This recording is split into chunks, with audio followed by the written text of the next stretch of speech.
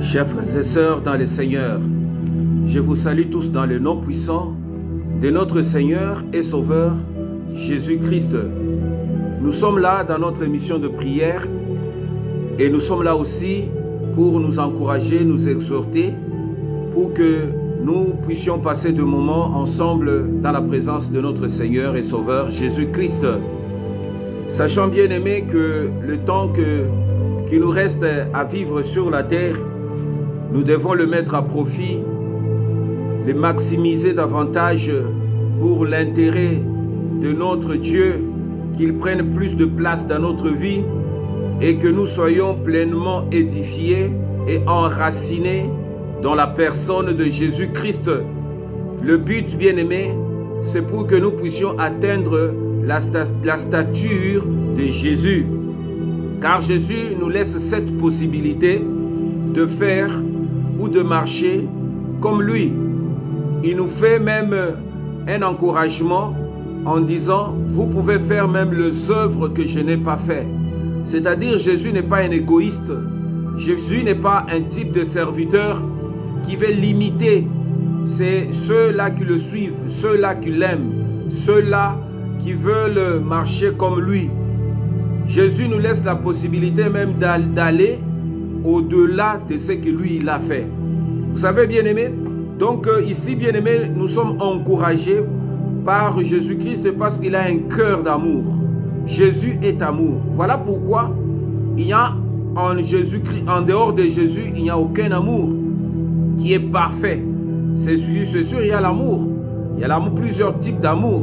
Il y a l'amour filial, ce que tu ressens pour tes parents. L'amour qui te pousse à honorer tes parents, à les aimer, à les aider, à les soutenir. C'est un amour. Il y a aussi l'amour qui te pousse vers l'intimité, c'est-à-dire vers l'être cher. C'est-à-dire ça peut être l'amour que tu ressens envers ta femme. L'amour que tu ressens envers ton mari. L'amour que tu ressens envers tes enfants. L'amour que tu ressens envers ta famille. L'amour que tu ressens envers ton travail. L'amour que tu ressens envers la parole de Dieu lorsque tu vas à l'église. L'amour que tu ressens, bien-aimé, dans notre cœur. Il y a plusieurs sentiments qui se manifestent et que nous ressentons comme les impulsions de battements de cœur vers quelqu'un, vers quelque chose, vers la nature, vers le monde. Et tout cela, bien-aimé, c'est ça que nous exprimons dans notre cœur. Mais l'amour parfait, c'est Jésus. Parce que cet amour, bien-aimé, c'est ce qui nous conduit à pouvoir donner notre vie pour les autres. Et lorsque tu ressens quelque chose, c'est-à-dire ça nous conduit vers l'héroïsme.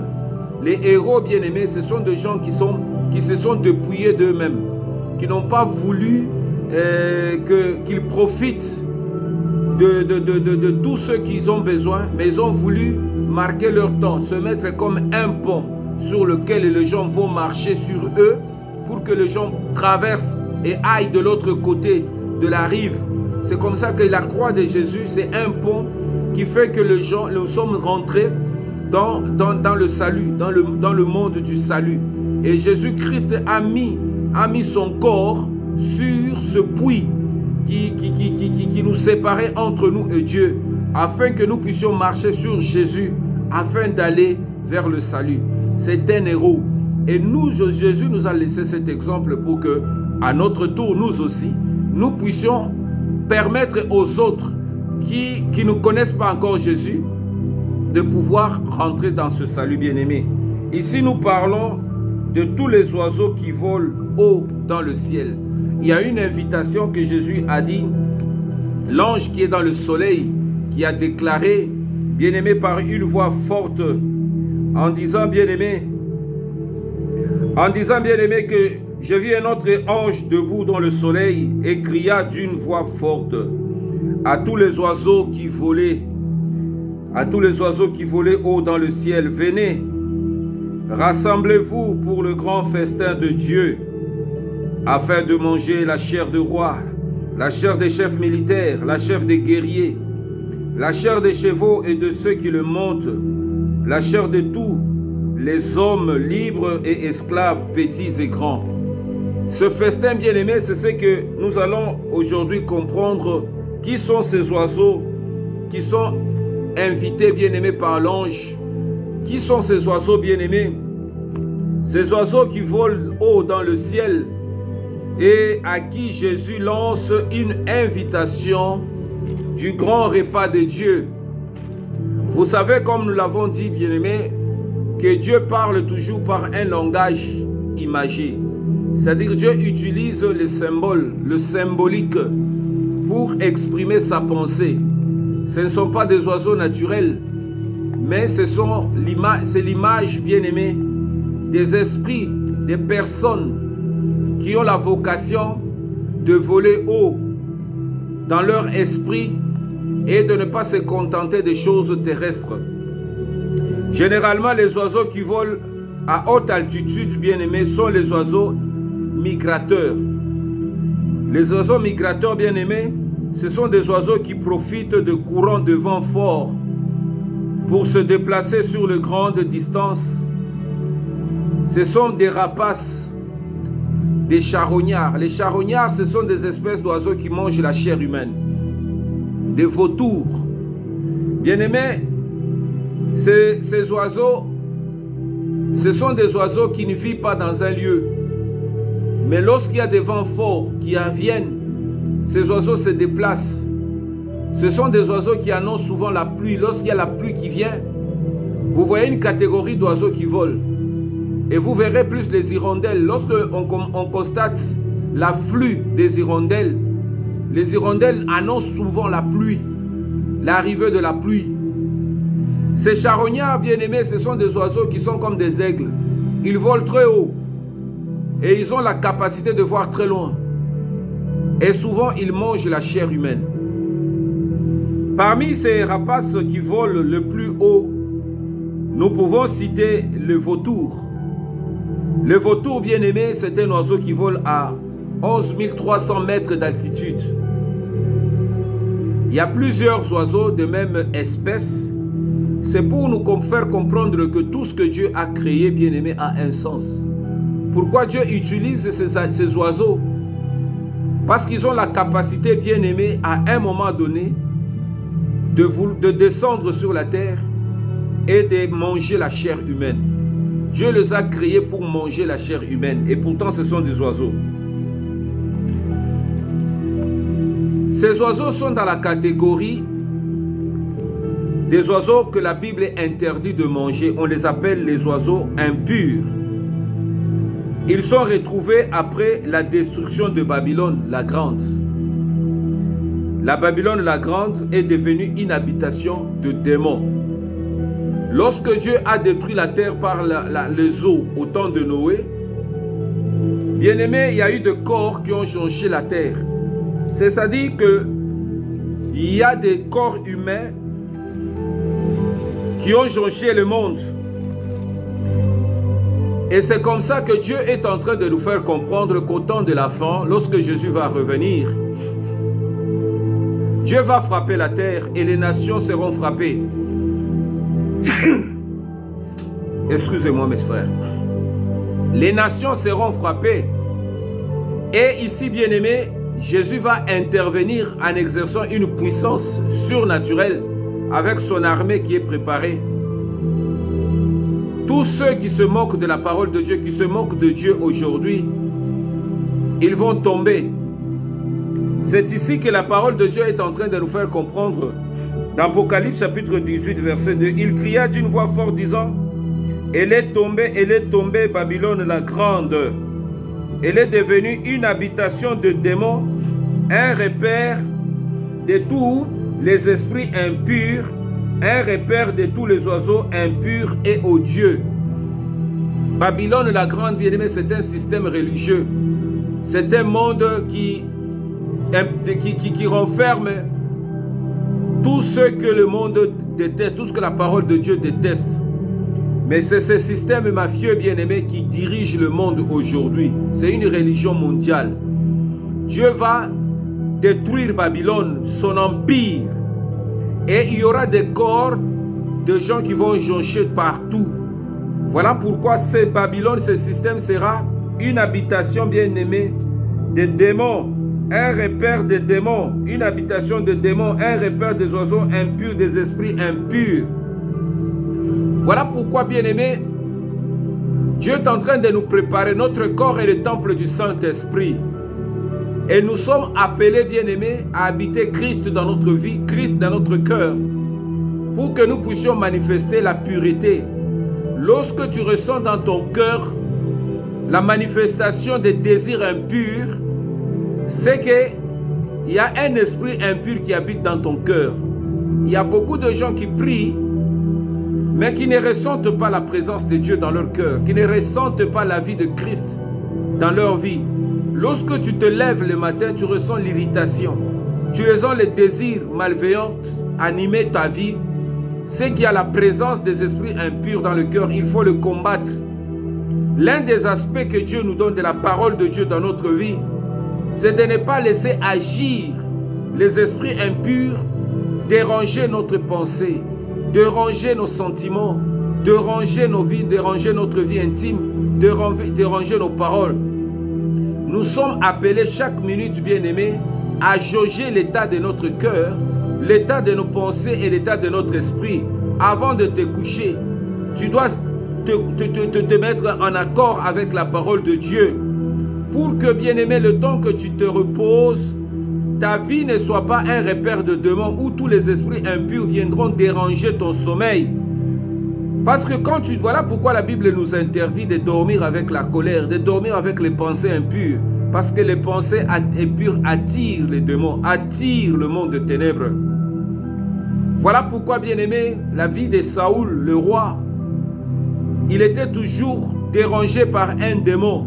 Même Paul, il avait senti à un moment donné qu'il était un ange de Satan, était en train de déranger sa vie. C'est que toute personne bien-aimée qui est loin de l'esprit, un enfant de Dieu, souvent il est sollicité par les démons. Cela ne veut pas dire que tu es possédé. Le rôle que le démon joue, bien-aimé, c'est de nous solliciter pour nous conduire vers le mal, pour nous faire tomber. Voilà pourquoi la Bible nous dit que nous devons nous soumettre à Dieu parce que notre ennemi, le diable, il rôde comme un lion rugissant, cherchant qui dévorer. Chaque jour, bien-aimé, les esprits impurs rôdent autour de nous. Les démons rôdent autour de nous, cherchant comment ils peuvent nous dévorer. Ils sont comme des charognards. Parce que les lions dévorent. Il y a aussi les esprits impurs, les démons, qui sont comme des charognards. Ils veulent nous dévorer. Ils veulent dévorer notre joie, bien-aimé. Ils veulent dévorer notre paix. Ils veulent dévorer notre quiétude, notre tranquillité. Chaque jour, les démons nous sollicitent parce qu'ils ne veulent pas nous voir heureux sur la terre. Ils veulent nous voir tristes, ils veulent nous voir désolés, ils veulent nous voir toujours la tête basse. Mais l'esprit que Dieu nous a donné, bien-aimé, c'est pour nous relever. C'est pour nous donner la force de marcher sur les serpents, sur les scorpions et sur toute la puissance de l'ennemi. Bien-aimé, les oiseaux et la condamnation divine. Parmi les malédictions, bien-aimées, qui toucheraient le peuple d'Israël lorsqu'il s'écartait, bien-aimé, de la volonté de Dieu, on retrouve cela dans Deutéronome chapitre 28, verset 26. Deutéronome chapitre 28, verset 26. Qu'est-ce que la parole de Dieu nous dit? Nous lisons au nom de Jésus. Deutéronome 28, verset 26. L'Éternel te fera battre par tes ennemis. Tu sortiras contre eux par un seul chemin, et tu t'enfuiras devant eux par ce chemin, et tu seras un objet de froid pour tous les royaumes de la terre. 26. Ton cadavre sera la pâture de tous les oiseaux du ciel et des bêtes de la terre. Il n'y aura personne pour les troubler. Ton cadavre sera la pâture de tous les oiseaux du ciel et des bêtes de la terre. C'est de ce qu'on est en train de parler sur les charognards. Lorsque, bien-aimé, on n'agit pas selon la volonté de Dieu, l'Esprit de Dieu ne peut plus habiter dans notre corps. Et lorsque l'Esprit de Dieu n'habite plus dans le corps, bien-aimé, Dieu punit tous les corps qui sont sollicités par l'idolâtrie, par le péché. Et Dieu voue ce corps au pâture, en pâture. C'est ici que la parole de Dieu est en train de parler, bien-aimé, au verset 26, que ton cadavre sera la pâture de tous les oiseaux, du ciel. Qui sont les oiseaux du ciel? Ce sont ces charognards que l'ange qui se tient dans le soleil a parlé d'une voix forte en les invitant à un festin pour manger la chair de roi, la chair des chefs militaires, la chair de tous ceux qui montent sur les chevaux, la chair des grands et des esclaves. C'est que Dieu va exercer le jugement sur la terre comme c'était au temps de Noé. Les corps des gens vont giser parce que Dieu va mener la mort sur la terre. Jésus va exercer, celui qui monte sur le cheval blanc, l'épée de sa parole bien-aimée, il va anéantir la terre. Dieu va condamner le péché dans les corps des gens et les péchés qui portent le corps des gens bien-aimés vont tomber en défaillance. Le péché de l'idolâtrie attire, bien-aimé, ardemment la colère de Dieu et la malédiction sur ceux qui pratiquent cela. Tous ceux qui pratiquent l'idolâtrie, bien-aimé, ce sont des personnes qui attirent plus la colère de Dieu. C'est ainsi que le livre de Jérémie chapitre 7, le livre de Jérémie chapitre 7 au verset 33 nous dit ceci, bien-aimé. Jérémie chapitre 7 au verset 33. La parole de Dieu dit ceci. Nous lisons au nom de Jésus. Les cadavres de ce peuple seront la pâture des oiseaux du ciel et les bêtes de la terre. Il n'y aura personne pour les troubler. Les cadavres de ce peuple. C'est ainsi que la parole de Dieu est en train de dire que l'idolâtrie, tous ceux qui invoquent les esprits de mort, qui sont dans des loges, qui sont dans des trucs bizarres, qui n'honorent pas le Seigneur, leurs cadavres seront la pâture des oiseaux du ciel. Les oiseaux de ce peuple, le cadavre de ce peuple serviront plutôt de nourriture aux oiseaux du ciel et aux bêtes de la terre. Et il n'y aura personne pour le faire finir. Les Jérémie chapitre 16, verset 4. La Bible dit ceci, ils mourront consumés par la maladie. Ils mourront consumés par la maladie. On ne leur donnera ni larmes ni sépulture. Ils seront comme du fumier sur la terre. Ils périront par l'épée et par la famine. Et leurs cadavres serviront de pâture aux oiseaux du ciel et aux bêtes de la terre. Leurs cadavres. C'est-à-dire que ce jour arrivera, bien-aimé, où Jésus va exercer la grande puissance et beaucoup de cadavres vont giser les terres. Et les oiseaux qu'on appelle les charognards vont venir pour manger ces cadavres bien-aimés.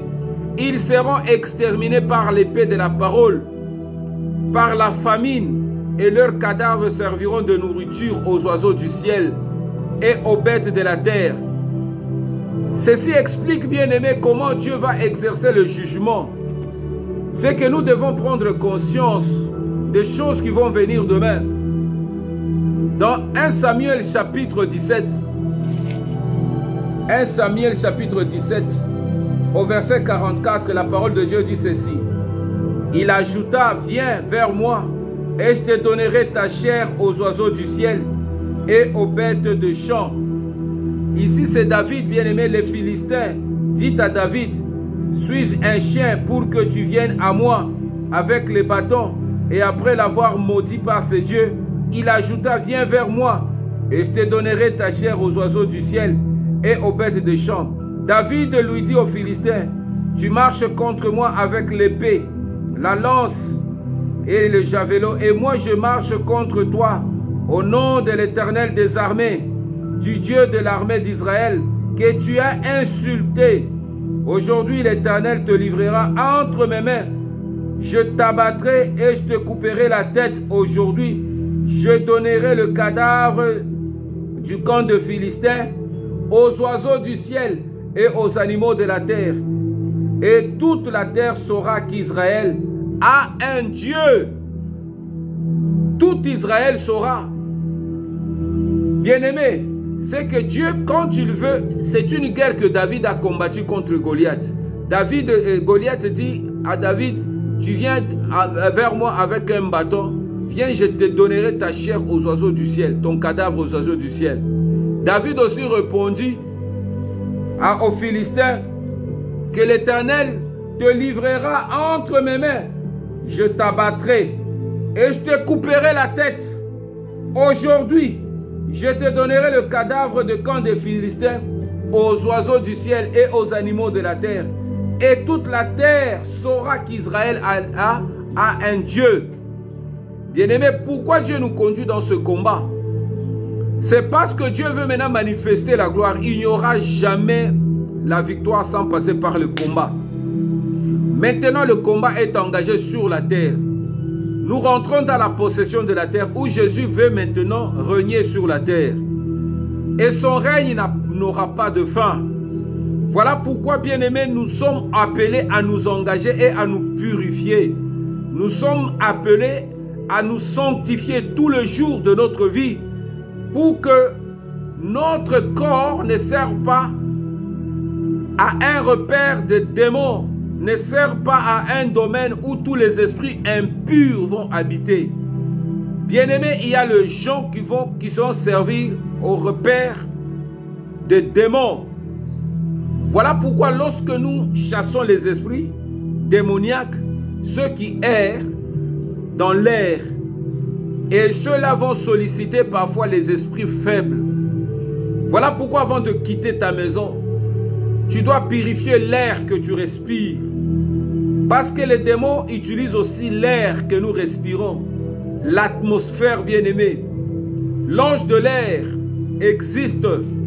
Il y a des démons qui circulent dans l'air. Il y a des démons qui circulent dans la nature. Voilà pourquoi, bien-aimé, tu dois prendre le contrôle de la nature, de l'atmosphère. Il faudra que tu changes l'atmosphère nauséabonde, l'atmosphère, les nuages sombres sur ta vie. Chaque jour que tu te lèves, lorsque tu sens parfois de maux de tête, Dieu te parle que l'atmosphère est lourde. Il y a des esprits que tu ne vois pas, bien-aimé, qui influencent ta vie. Parfois, tu sens tes épaules comme si tu as un poids sur tes épaules. Dieu est en train de te parler. Tu dois sentir ton corps, bien-aimé, léger. Et voilà pourquoi lorsque nous prions, bien-aimé, ces esprits qui nous sollicitent, parfois consciemment ou inconsciemment, lorsque nous n'arrivons pas, bien-aimé, à les déloger, nous allons sentir parfois on a tellement de tête. Ah, nous allons sentir que tout passe, nous allons comprendre de tête. Ce n'est pas le médicament, la paracétamol ou ce que tu peux prendre, ça peut juste te soulager. Mais le vrai problème est spirituel. Lorsque tu déloges l'esprit qui est dans la nature, qui influence ton esprit, qui veut te solliciter, bien-aimé, mal, tu vas voir ton esprit dégagé, tu vas sentir même la tête, bien-aimé, libérée.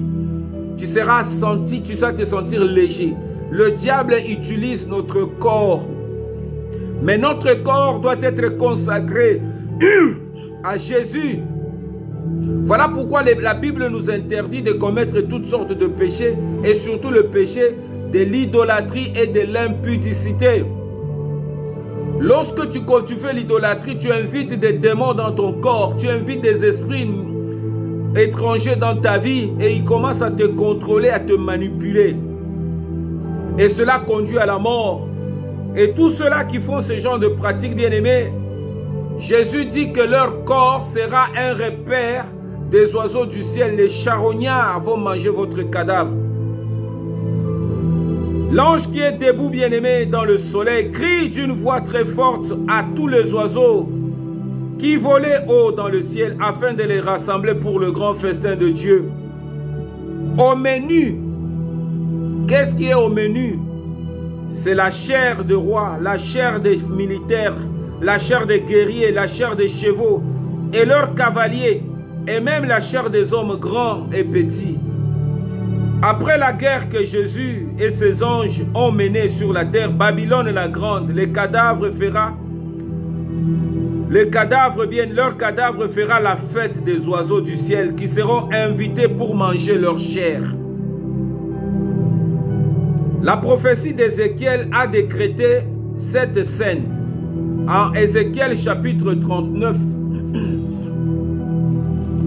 Ézéchiel chapitre 39, bien-aimé, qu'elle nous dit ce passage. Nous lisons au nom de Jésus-Christ. Ézéchiel 39, verset 17. Et toi, fils de l'homme, ainsi parle le Seigneur, l'Éternel.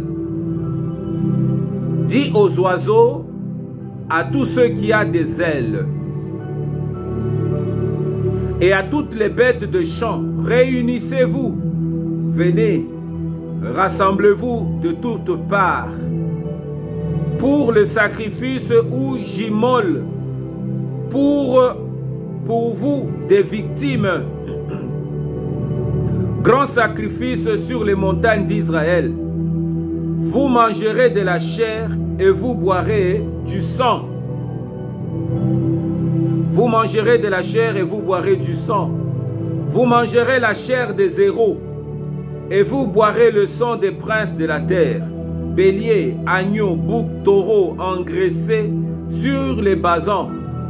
Vous mangerez de la graisse jusqu'à vous en rassasier et vous boirez du sang jusqu'à vous en enivrer.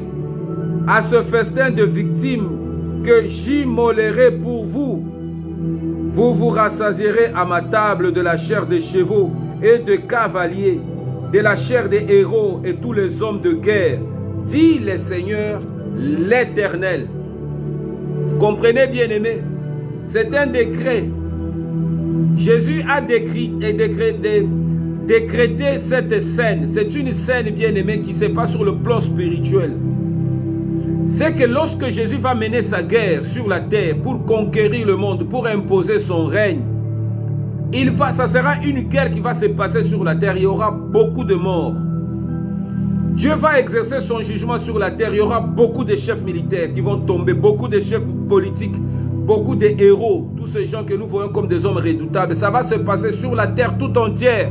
Ça ne se passera pas seulement au Congo, ni à Kinshasa, ni à Paris seulement, ni aux États-Unis seulement. Ça sera une guerre qui va se passer sur la terre parce que Dieu va régler le compte de l'humanité. Beaucoup de cadavres vont joncher sur les terres. C'est ça que Jésus est en train de parler comme festin. Il dit, venez manger maintenant la chair des grands, la chair des héros, de tous ceux qui se moquaient de la parole de Dieu, de tous ceux qui trafiquaient la parole de Dieu, de faux serviteurs de Dieu, de faux prophètes.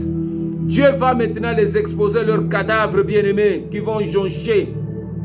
Et toutes sortes d'oiseaux, des charognards viendront pour manger leur chair. Ça sera un festin bien-aimé, où le peuple de Dieu va se réjouir de voir les gens qui détruisaient la terre tomber en défaillance. Nous allons nous réjouir en ces gens parce qu'il n'y aura personne pour nous inquiéter. Il n'y aura pas de voleurs, il n'y aura pas de meurtriers, il n'y aura pas toutes des guerres, il n'y aura pas tous ces gens qui font du mal à la terre, le voleur, tous ces gens, Dieu va les détruire. En ce jour, bien-aimé, viendra où Christ va s'imposer sur la terre comme étant roi de rois et seigneur de seigneurs. C'est à cela, bien-aimé, que Jésus est en train de nous préparer. C'est en cela, bien-aimé, que Jésus est en train de nous faire comprendre que Dieu veut mettre en déroute tous ses ennemis. Maintenant, nous allons comprendre quand est-ce que se déroulera exactement cette scène. Ça va se dérouler quand? Bien-aimés, les cadavres qui vont s'amonceler, bien-aimés, résultent de l'intervention sur la terre des armées célestes dirigées par Jésus. La Bible nous parle que celui qui monte sur le cheval blanc, bien-aimé, c'est un cavalier, bien-aimé, qui vient pour juger selon la justice. Ce cavalier bien-aimé, il va exercer l'autorité de sa parole sur toute la terre.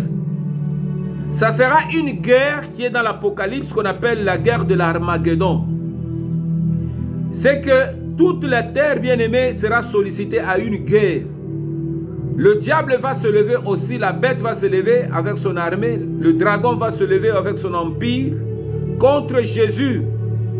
Cette guerre bien-aimée du Tout-Puissant. Le but de cette guerre est de faire périr tous les ennemis de Dieu. C'est ça le but. c'est pour faire périr tous les ennemis de Dieu.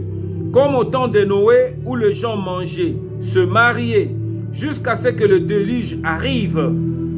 Et les cadavres bien-aimés ont jonché la terre entière. Cela va se reproduire lorsque Jésus reviendra comme roi de rois et seigneur de seigneurs. Dans le livre de Luc chapitre 19, Luc chapitre 19 verset 27, la parole de Dieu dit ceci, bien-aimés. Au reste, amenez ici mes ennemis qui n'ont pas voulu que je régnasse sur eux et tuez-les en ma présence. Au reste, amenez ici mes ennemis qui n'ont pas voulu que je régnasse sur eux et tuez-les en ma présence. Après avoir ainsi parlé, Jésus marcha devant la foule pour monter à Jérusalem. Jésus parle de son règne qui va venir, des ennemis qu'il va détruire. Ces ennemis qui n'ont pas voulu que Jésus règne sur eux, ils ont voulu que le monde, le dragon, la bête, qu'ils ont trafiqué, marchander la parole de Dieu, faire toutes sortes de bêtises, qui n'ont pas voulu que le règne de Jésus s'impose à eux, qui ont voulu s'incliner vers le mal. Jésus est en train de parler qu'il va exercer son autorité sur la rébellion. Jésus va manifester sa puissance véritable. Et tous ses ennemis vont tomber, bien-aimés. Dans Jean chapitre 10. Jean chapitre 10, verset 7. La parole de Dieu dit ceci. Jésus leur dit encore en vérité, je vous le dis, je suis la porte de brebis. Tous ceux qui sont venus avant moi sont de voleurs et de brigands. Mais les brebis ne les ont point écoutés. Je suis la porte, si quelqu'un entre par moi, il sera sauvé.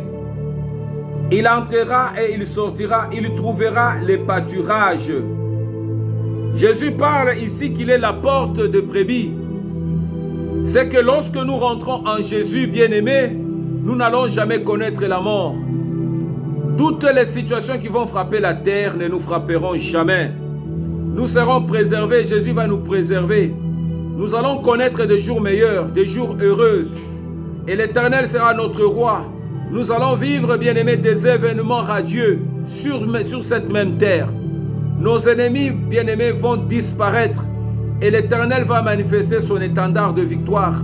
La gloire du Seigneur, le salut de Jésus sera manifesté sur toute la terre. Tous les hommes bien-aimés sont maintenant avertis de ce qui va se passer. Tous les hommes sont avertis. Nous sommes tous avertis. Ces choses ne sont pas des imaginations, ne sont pas des rêves. Ce ne sont pas, bien-aimé, un chimère.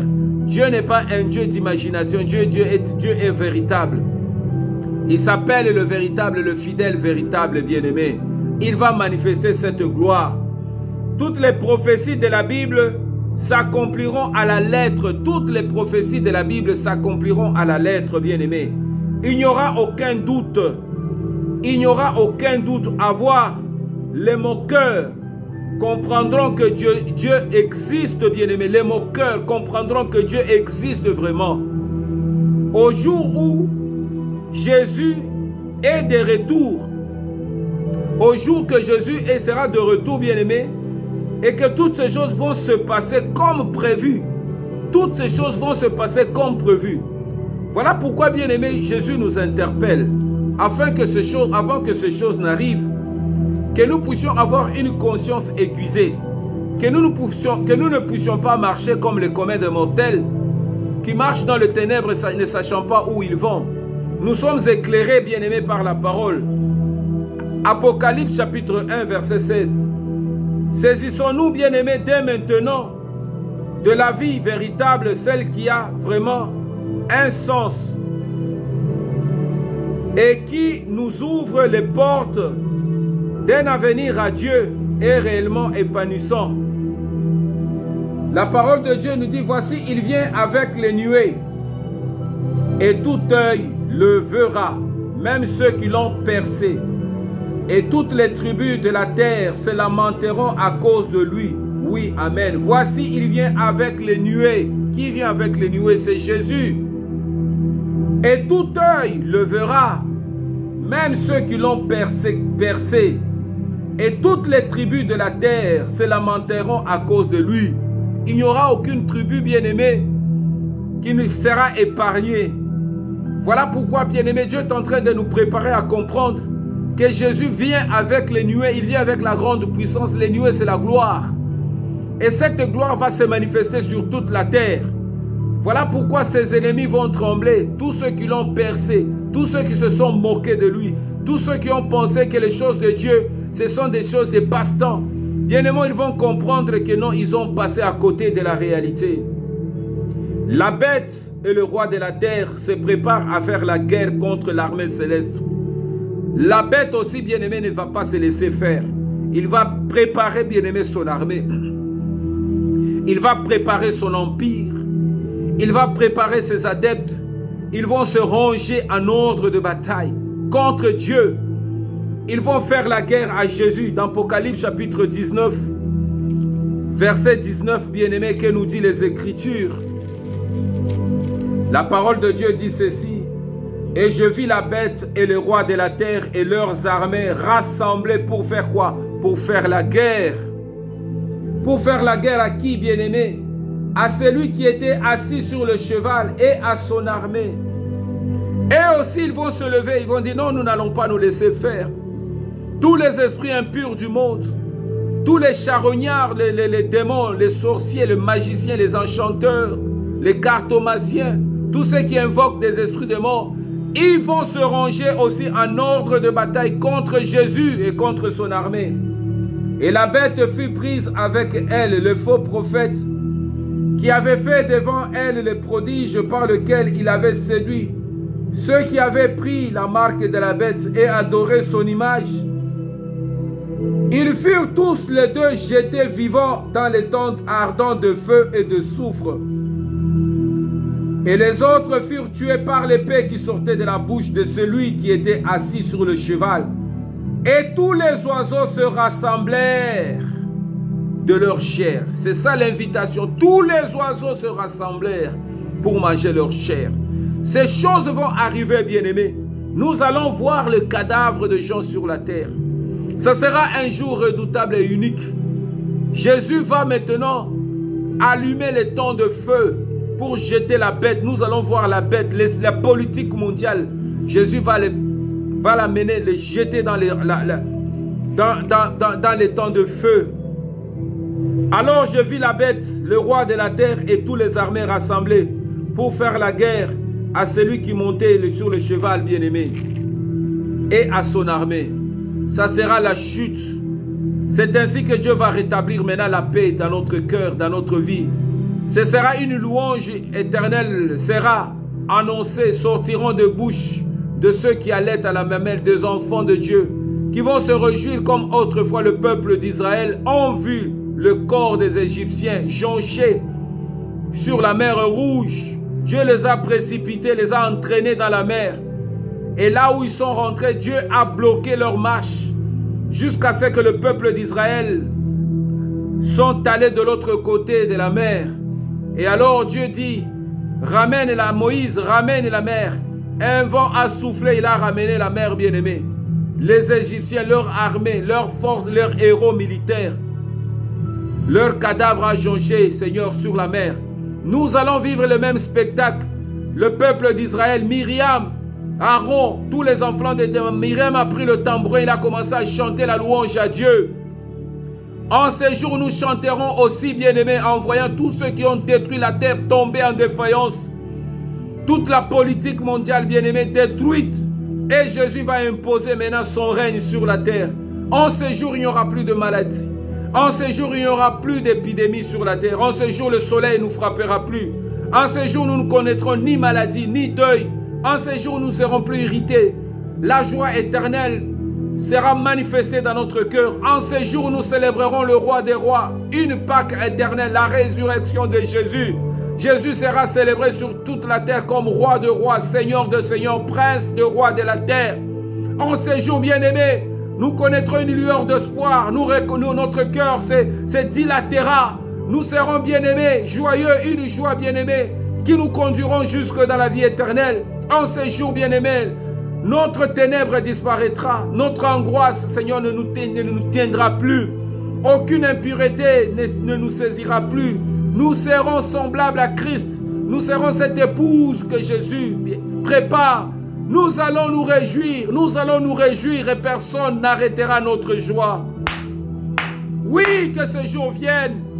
Voilà pourquoi le Seigneur nous prépare, bien-aimés, à nous réjouir avec Jésus, à ne pas promener le cœur inquiet, à ne pas envier qui que ce soit, parce que la gloire de ce monde va disparaître et Christ va régner éternellement. Que Dieu vous bénisse.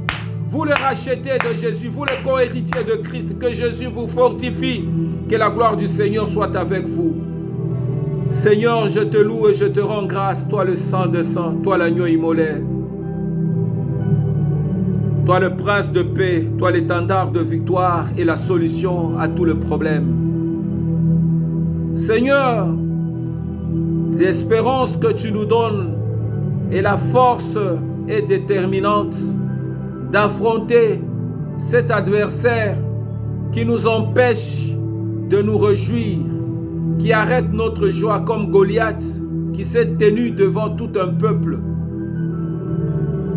Et la peur était dans le camp d'Israël. Le roi ne savait plus quoi faire. Toute l'armée d'Israël était arrêtée par un homme nommé Goliath.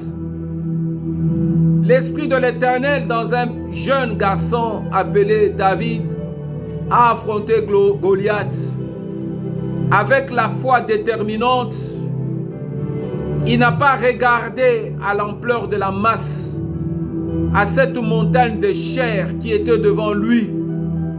Mais plutôt David a regardé à celui qui avait tout le pouvoir dans le ciel et sur la terre, et chez qui il n'y a aucune impossibilité.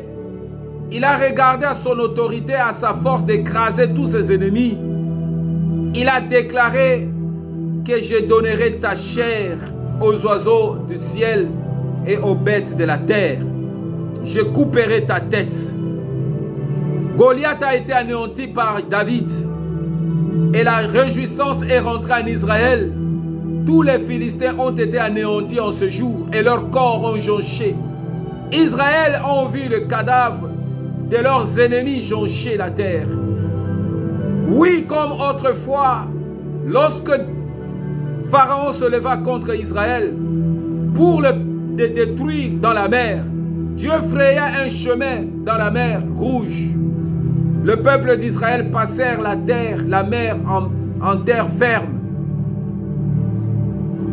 Les Égyptiens, voyant cette voie, ils se sont lancés sans comprendre que cette voie les menait à la ruine. Leur orgueil, leur entêtement, leur incrédulité. Dieu envoya un ange pour le stopper dans la mer, pour arrêter leur marche dans la mer. En plein milieu de la mer, Dieu amena un vent contraire qui ramena la mer et leurs cadavres jonchaient. Tout au long de la mer, le peuple d'Israël se réjouit de voir les ennemis tomber en défaillance. L'Égypte n'a pas pu supporter ce coup fatal. Le peuple d'Israël se réjouiront. Voilà pourquoi, bien-aimés, avant que nous nous réjouissions, Seigneur, en toi, de la victoire que tu vas nous amener dans notre camp, ce combat, cette guerre nous est imposée. Voilà pourquoi nous armons notre conscience, bien-aimés, de la bataille, de la guerre, car notre ennemi va tomber, l'ennemi de notre vie. Il va être terrassé à jamais et il ne va plus se relever. Voilà pourquoi je te loue et je te rends grâce, Seigneur, parce que la bête qui dérange la terre avec la politique, cette politique destructive, cette politique égoïste, injuste, va maintenant vers la fin. Je te loue, Père, de ce que tu exerces maintenant le pouvoir absolu. Merci, Seigneur Jésus, de l'armée céleste que tu mobilises en ce moment pour conduire ton peuple vers la victoire, pour nous conduire maintenant vers la réussite. Merci, Seigneur, pour la puissance que tu déchaînes. comme tu l'avais fait au temps de Noé. Seigneur, ce jour arrive où tous ceux qui se sont moqués de toi vont maintenant être effrayés. Ils vont comprendre que ce n'est pas de l'illusion. Christ est vivant. Christ est réel. Christ règne. Que ton règne vienne, Seigneur. Nos cœurs vont se réjouir en toi. Et nous allons avoir un cœur dilaté de joie, de paix, de bonheur. Car les ennemis de ton nom, les ennemis de ton peuple vont tomber en défaillance. Leur empire va s'écrouler. Leur royaume va tomber.